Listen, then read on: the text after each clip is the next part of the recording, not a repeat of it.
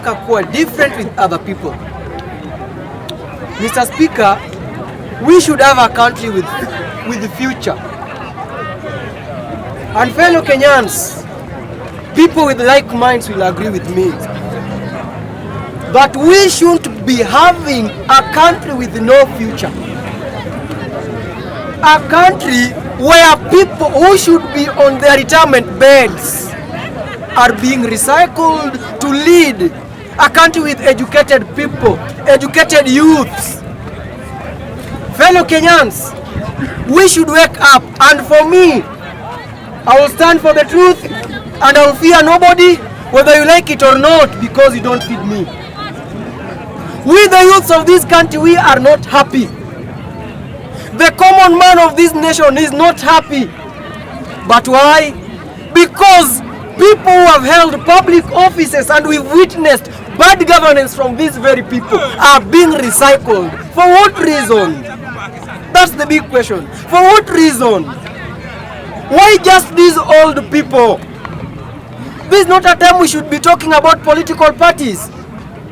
This is a time we should be talking of development, not political parties and political alignment, or even a political coalition.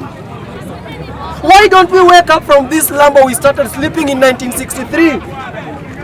As a youth of this nation, even here in Bunge la Mwananchi Jacaranda, even if we decide that we want one of us to be nominated as an MP, that's what we should be bargaining of, not clapping for all the fools who have done nothing. We should not be clapping for all the fools who have done nothing for many years. We want us to be recognized as people. And we should make it known that government in Bunge la Mwananchi Jacaranda, we have elites. We should not come here to make comedy. We should tell the government that we have educated people who deserve these positions. Can you clap your hand? The issue of clapping for these old people and worshipping them, for them to give us 20,000, 10,000, that won't help us. It will come and go. Think about if you are giving time on a round table to talk about what you want. Will you say 100,000? For how long will that feed you? We want jobs for youths.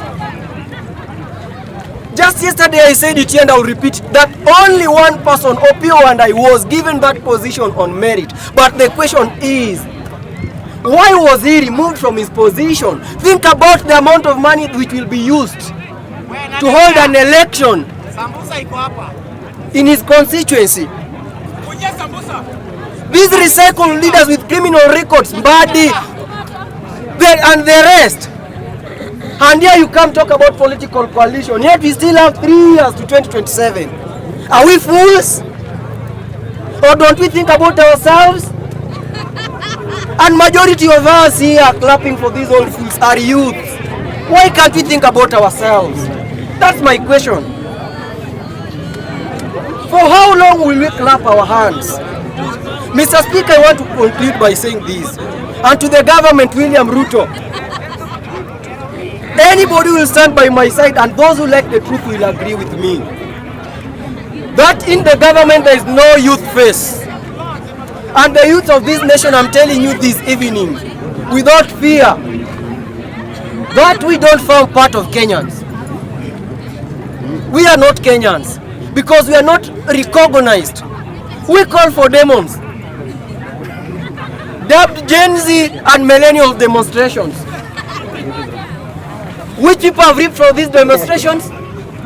The old fools. I am boldly telling you that these people are old fools. And I owe nobody any apology.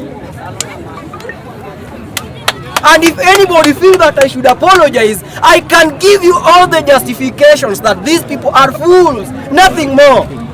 Okay, summarize. And Mr. Speaker, let me tell you this.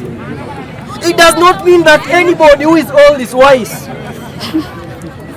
It does not mean that. Even fools grow old. And Eric Omondi yesterday quoted that if the old can't use their wisdom to save this nation, then the young will use their strength to save this nation. I want to tell you, Eric Omondi, An old woman will look for a young man grow his teeth, and a young man will look for old woman lose her teeth.